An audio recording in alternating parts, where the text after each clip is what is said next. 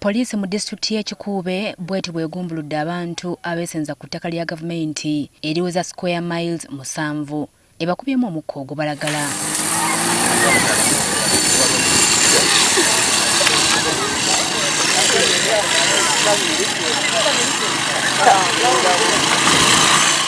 Kidiridde bano okulemera ku ttaka lino oluvannyuma lw'abakulembeze n'ab'ebyokwerinda okwogera nabo okulyamuka. Kigambibwa nti abantu abali mu 5 be babadde bateekawo amayumba agatali ga buwangaazi oluvannyuma lw'okuwulira nti gavumenti yagula ettaka lino okuva ku nnannyini lyo nti era egenda kugaba ebyapa eri abatuuze abalituddeko.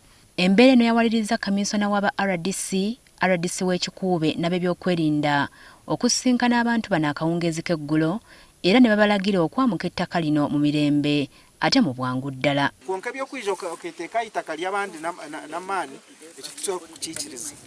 So naawe ekyo tukulugaaha ntwenangwa abo abantu n'obuleebera kimu obuzoobo ngu babutiirewo atati. Boona mwiha enku zaanyu mukole ki mutwale ebintu byanyu. Wabula bano bajeemedde ekiragiro era bw'etyo poliisi n'esalawo okukozesa omukka ogubalagala okubagumbulula. Komisona w'aba RDC mu ofiisi ya Pulezidenti Sister Grace Mary Akirol ategeezezza nti abantu bano ettaka balyesenzaako mu bukyamu.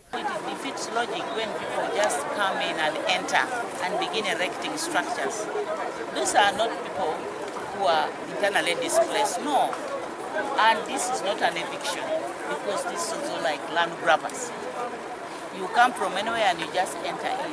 I mean, people have to be disciplined. There is a procedure. Omuduumizi wa poliisi mu kitundu kya Albertine Vincent Mwesige awadde abantu bano amagezi okuyita mu makubo amatuufu okudda ku ttaka lino okusinga okuleetawo akavuyo. Abaabo boona babire ne biha abantu esente ne baguza n'abafere n'abaki ne bakozesa ofiisi zaabo kuba beyiha manya muntu abaguza itaka ogwo n'omushango nkyo olukulebera tuyizire n'abantu DPC wa Kikuube abakukora eby'emishango bali aho byona babihandiika.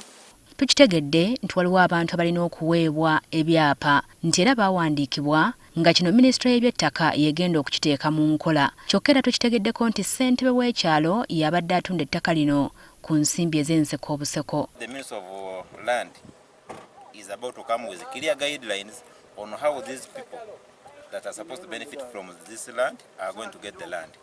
People shouldn't panic and shouldn't come in the form of grabbing land. But also the area leaders, especially the chairman OC1, started selling the land to people. 1 acre, 1 million, 1 acre, 300,000, 1 acre, 50,000, depending on what you could afford. Selling government land. Abatuuze batubulidde engeri gye bajja ku ttaka lino. Land fund obwe yamazire kusasulira ekyapa ekibatubingireho ekitwikana nitunganirira. Obwe yamazire kukisasula twasalamu kugaruka hamwanya gweto go batubingireho. Wire bunu kwikara hamwe. Ettaka eryogerwako kigambibwa nti lyali lya minisita w'abakozi ba gavumenti Wilson Muruuli Mukasa ne yali ssentebe wa LC yokusatu mu ggombolola y'e Bugambe John Bahemuka era gavumenti yabalirira ng'eyita mu kampuni yaabwe Yankuse Ranchers. Mu lukuŋŋaana n'abatuuze kyazuuse nti waliwo omuntu eyabuzibwawo ku byekuusa ku ttaka lino era abantu 6 ne bakwatibwa okuyambako poliisi mu kunoonyereza.